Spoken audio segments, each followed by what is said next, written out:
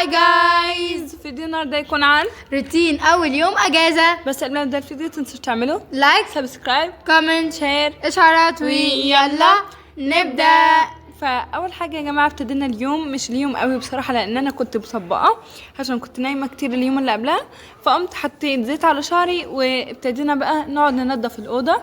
انا اول حاجه ابتديت ان انا ارتب السراير، شلت البطانيات وشلت الخداديات ايه الوشات بتاعت الخداديات، وغيرت الملايات زي ما انتم شايفين كده في الفيديو، وغيرنا ملايه كده. راحه نفسيه فظيعه. وبعد ما غيرنا يعني ملايات السرير وكده، انجي دخلت على المكتب ابتدت ترتب فيه، وانا كنت برتب في التسريحه وامسحها وارتبها واحط الحاجات اللي عليها. وحطينا الحاجات اللي اشتريناها جديد، لو فاكرين كنا شارينها وحطيناها في الادراج. وابتديت اطبق الهدوم دي عشان دي هدوم صيفي وقعت من الدولاب من فوق. حرفيا يا جماعه اوضتنا كان شكلها مزري. احنا اتكسفنا نوريكم شكلها الاول، فبجد كانت محتاجه تترتب جدا. ده المكتب اللي حرفيا كنا بنقعد عليه طول الاسبوع وكان شكله كده. امال بقى الاوضه كان شكلها عامل ايه؟ وهنا وانا بمسح المرايه اخر حاجه، يعني ابتديت تمسح المرايه ونخلصها. بصوا يا جماعه نضيفة. الكتب حرفيا تحت المكتب، ده المكتب، وكنا اي كتب بنخلص الماده بتاعتها بنرميها تحت المكتب. انجي رميه هنا وانا رميه هنا. طبعا الدنيا عايزه تترتب معروفه وتتنضف الارضيه عشان رتبنا وكل حاجه رميناها على الارض. تقل جدا. وهنا يا جماعه ابتدينا ان احنا نكتب اهداف السنه. طبعا اللي مش عارف، فانا وانجي عملنا بولت جورنال وبلانر، هتشوف الفيديو بتاعها في الكومنتس تحت او في الديسكريبشن بوكس. فما كناش كاتبين طبعا الاهداف عشان كنا عاملينها في فتره امتحانات يعني وكده، فقعدنا بقى نكتب اهدافنا بتاعه السنه على روقان كده وفي الاجازه. والحاجات اللي ما كناش عاملينها يعني مثلا زي ما قلت لكم في يعني حاجات في البلانر دي تراكر يعني وكده مش هيفهمها غير اللي يشوف الفيديو. فالحاجات اللي ما كانتش معموله في فتره الامتحانات قعدنا نعملها ونخلصها. وابتدينا اول حاجه ان احنا نكتب اهدافنا في ورقه خارجيه عشان نعرف نرتبها في ورقه الاهداف بتاعتها الاساسيه. وانتوا طبعا زي ما شايفين بعد ما رتبنا المكتب قلبنا تاني كل الاقلام طلعناها وكل الهايلايتر، وقعدنا نعمل نفسنا ايه بقى، عندنا اهداف وهنحققها وكل حاجه ما بتتحققش اصلا. لا ان شاء الله السنه دي في شغل على العيال جامد. فيا جماعه اليوم اللي احنا ابتديناه كان من الساعه 11، بس انا زي ما قلت لكم كنت مطبقه عشان اليوم اللي قبلها كنت نايمه 15 ساعه بعد الامتحان على طول. فقعدت بقى ايه، لما صحيت بقى الساعه 12 بالليل، قعدت من 12 بالليل لتاني يوم. صحيت بقى كنت رتبت الدنيا وغسلت المواعين لماما، وفي نص اليوم عملت اكل. فدي الاجازه يعني، ايه هي الاجازه هنا؟ الاجازه في البيت، تنظيف البيت والمواعين والاكل والحاجات دي الاجازه بالنسبه لي. اكتر حاجه بتبين لي الاجازه هي دي.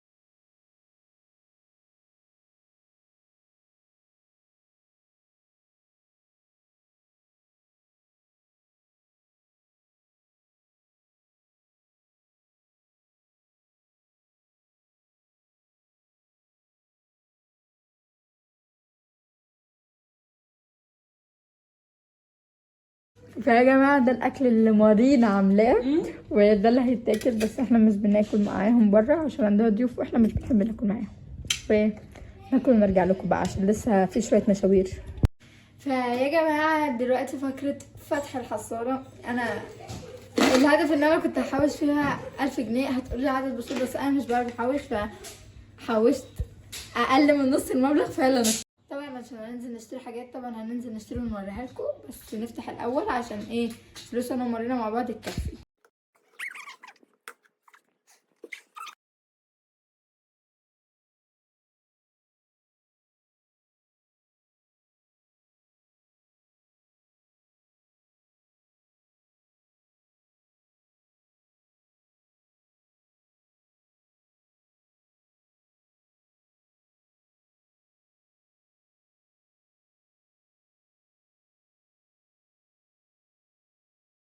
فدلوقتي هنقول لكم نزلنا نشتري ايه. وريني. اول حاجه يعني لا تعليق على طريقتك. اشترينا الفرش دي يا جماعه، الحاجة الوحيدة اللي طلعنا منها بعد لف ساعة. قعدنا نلف علشان نشوف ديرما رولر، وكمان عشان نشوف سبراي الشعر، ولو فضلت معانا فلوس يعني من اللي معانا ممكن نجيب ايه، ممكن نجيب حمام كريم، هير ماسك، اي حاجات جل الشعري عشان جل الحاجات اللي احنا محتاجينها دي. فما لقيناش فجبنا للإناء اللي هو دول بس. ودول على العموم الفرشة دي بتعمل كيرلي حلو عشان مارتينا معاها واحدة ماشي وانا كنت بستخدمها. مارتينا كان معاها واحدة وانا بستخدمها فرحت جبت لي واحدة. بس تمام الشعر. لا شعري